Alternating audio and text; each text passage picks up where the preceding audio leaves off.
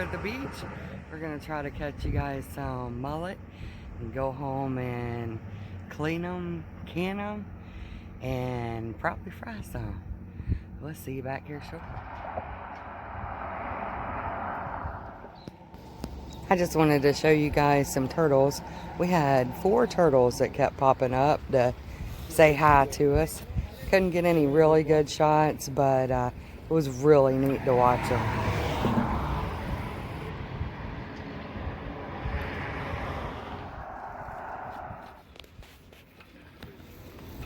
I missed the throw, but I did get the net. You can see some of the fish in there.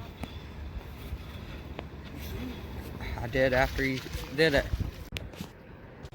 Alright guys, we are out here at the cook shed and we're fixing to clean these fish.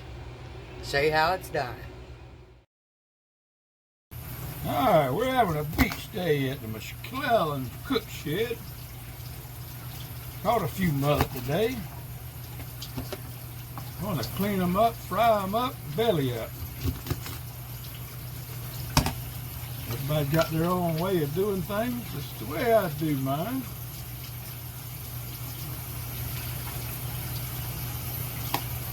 If you like it, you're welcome to it. If you don't, stay on yours. Alright, turn it around so they can see what you're doing a little bit.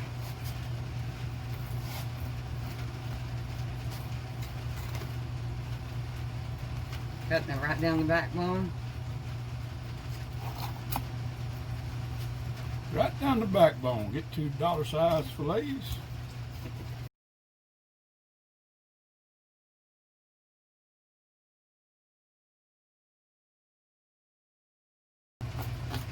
Go ahead and take this one and start filleting it out.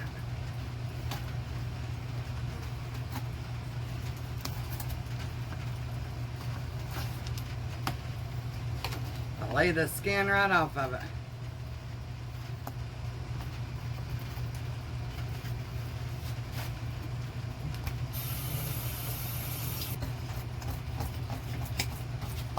Teamwork.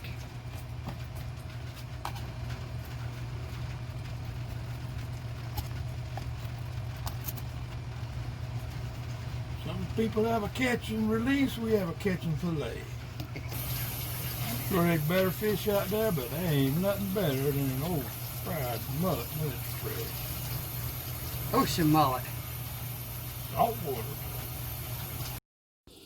That is my daddy. We had a good time today. We ended up catching 79 fish and we were cleaning. We had it going on. I would do the heads and he would cut them in half and then I would fillet them and rinse them. It worked out really good. We had a nice little assembly line going. It reminds me of that country music song. One of the verses says, "She thinks we're just fishing." I can't remember what the name of it is, but I enjoyed spending the day with my daddy. And we are almost done. We are going to fry some and eat before we start canning. Now my husband is just gonna throw them in here, batter them up with some cornmeal and get them ready to throw in the frying pan. I don't remember what this little gadget's called, but it sure does make it easy whenever you're doing fish or chicken wings, anything like that.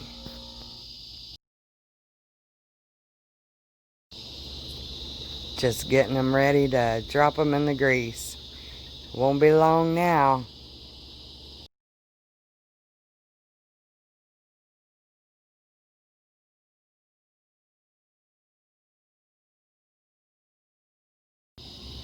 And the taste test. This is my favorite part. Yummy. Alrighty guys, we are ready to can our saltwater mullet. Here we go. We have our fish. We have our pint-sized jars, wide mouth, funnel. We have our debubbler. And we have our hot jar grabber. Our lids and rings. We are ready to start packing these jars.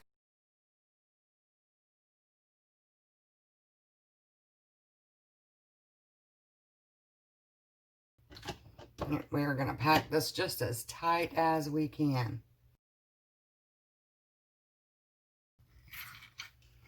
Make sure to leave 1 inch headspace.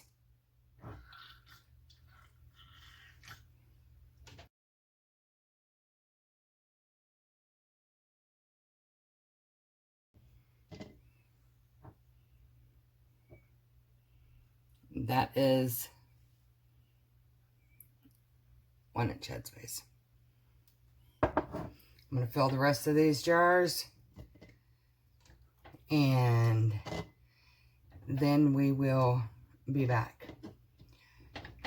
Simple, really. Fish, meat, beans. Pretty much the same.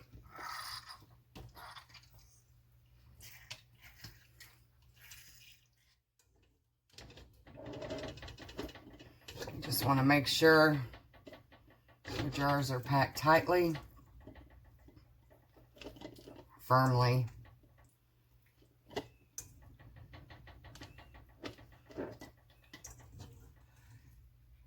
And we're not adding any water to these. That one didn't get quite as much as I would like to. I'm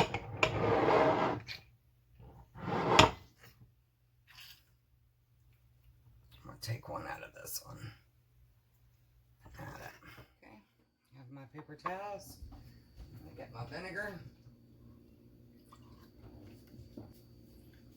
Wipe these rims off. Always make sure to wipe your rims. And actually, I'm getting ahead of myself. We need to debubble first and add our salt. I always forget to do that.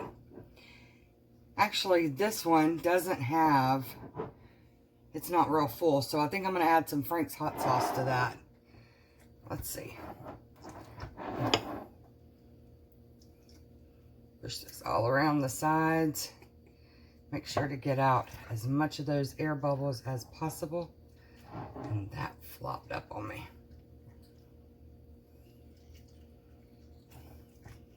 Press it in. Get out the air bubbles. When you're raw packing, you want to make sure you don't leave any air bubbles in here. And we are raw packing this. So we are not adding any liquid at all. The only thing I'm going to add is salt.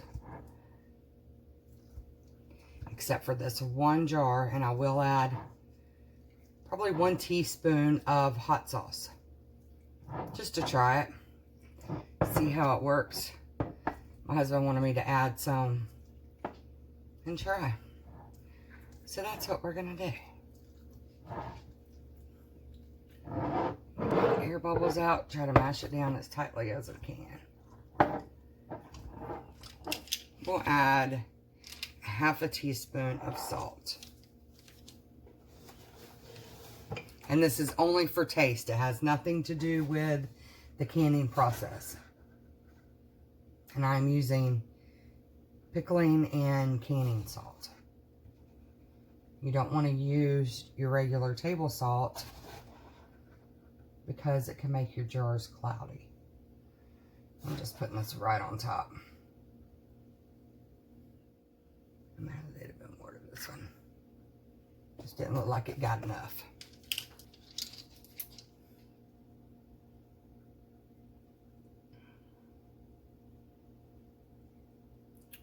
One tablespoon.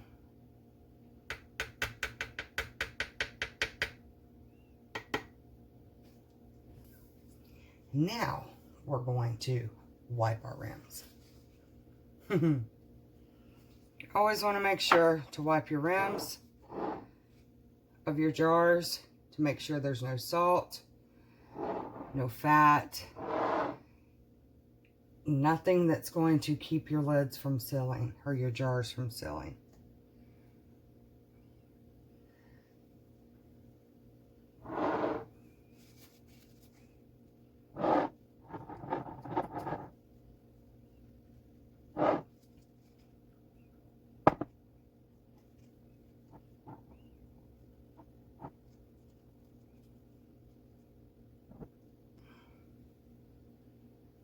Just take your rag and wipe it over the top of your jars.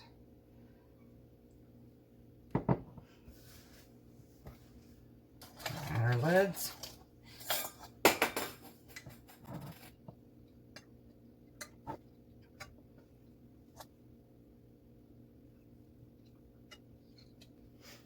And our rings. And the rings we're just gonna finger tight. Always just finger tight when you pressure canning. Alright, I'm gonna get the canner ready and I will be back. Okay, I'm adding 3 quarts of tap water to the canner.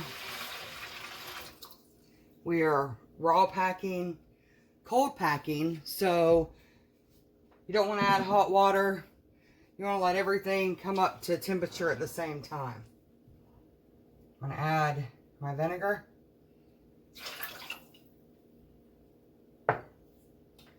You add the vinegar to the water. It helps the jars from getting cloudy as well. If you have hard water. Some people do, some people don't. I just always add it to mine. Whoa. And you don't want to hit the jars when you're adding it. Okay. I'm going to turn the stove on. Let it get up to temperature.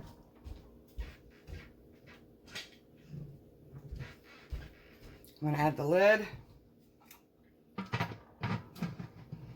And as soon as we start, I'll put this on backwards. I do that every time, and I don't know why.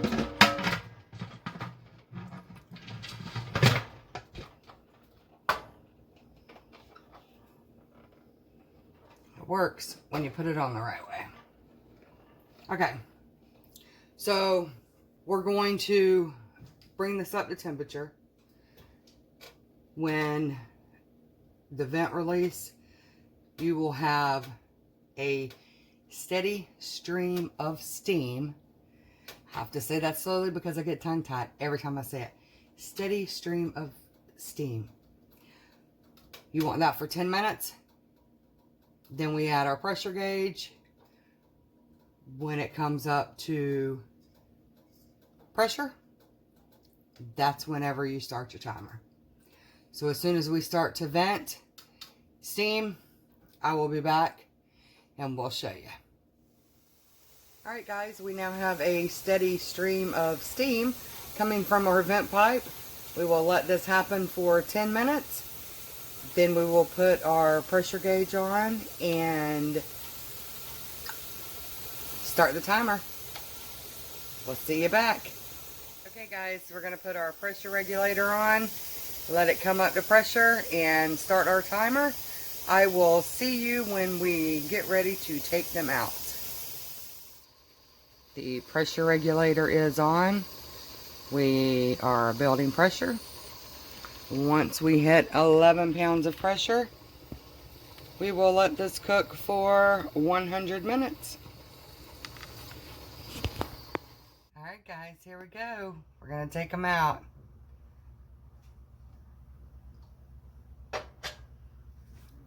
Take your pressure gauge off, or your pressure relief off. Turn it. Always remember to lift your lid away from your face, because that steam is hot and it will burn you. Let's see.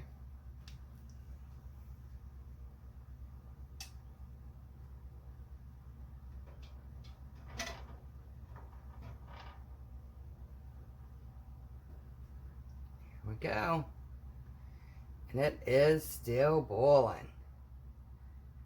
That looks awesome.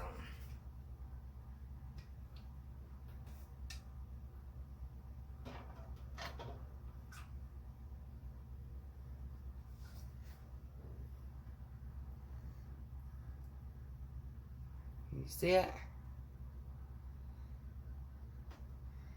It's Still boiling inside there.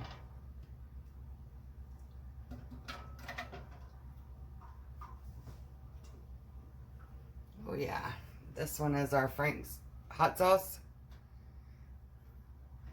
Anxious to see how that tastes.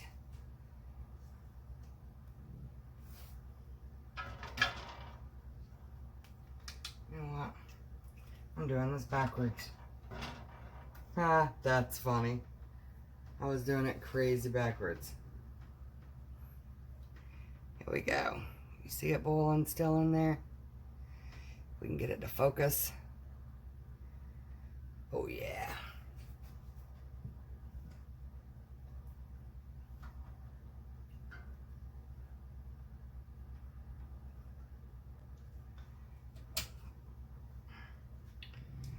Turn the light on over here.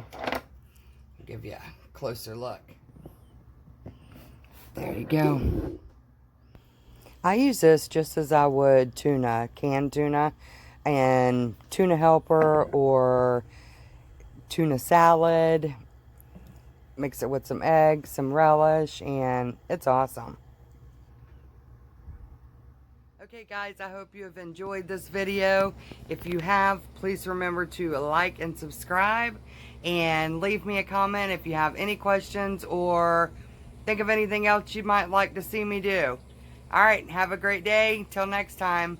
Bye.